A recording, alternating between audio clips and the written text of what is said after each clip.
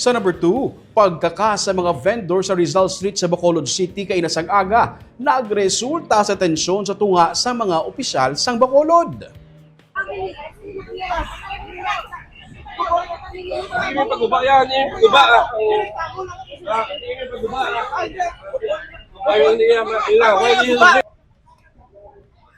Eksena kay inasang aga sa tunga sang barangay kag sang pamunuan sa Bacolod City Legal Office sa pagpahalin sa napulo ka mga kiosko nga nagalapaw sa sidewalk sa dalan sang Rizal sa Barangay 12 sa Bacolod City. Naging mainit ang diskusyon ni Attorney Ruben Sabig, ang pamuno sa Bacolod Traffic and Transport Management Department kag ni Barangay 12 punong Barangay JR Alcantara samtang ginapangkakasang CLO ang mga istruktura sang ilaga trade fair nga nagalapaw sa kilid sang dalan sa guwa sang Bay Center. Bisan pa nga may yara sang permit ang barangay para sa among baligyan, sining ni Sabig, hindi pwede nga maglapaw ini sa sidewalk, bango delikado ini kay wala na sang alagyan ang mga pasahero sa mga depasahero nga mga salakyan.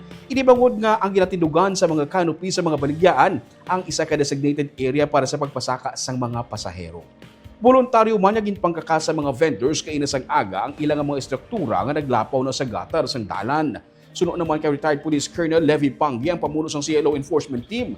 Makapila na ka beses nga ginahawanan sa syudad ang mga lugar apang ginababayan ini sa gihapon sang barangay. Dugang pa niya. Ginapatihan pa sang kung ginpapintahan pa sang barangay sang color yellow nga linya ang among nga dalan butang nga ginadumilian sang BTTMD.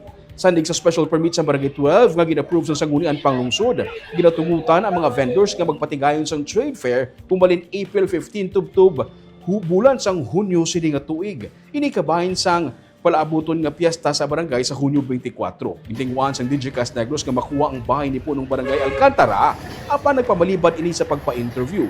Nakipagsapol naman ang barangay kapitan sa pamunuan sang CLO kag kay Bacolod City Mayor Greg Lasataya kay inisang aga agud masolusyonan ang amo nga problema.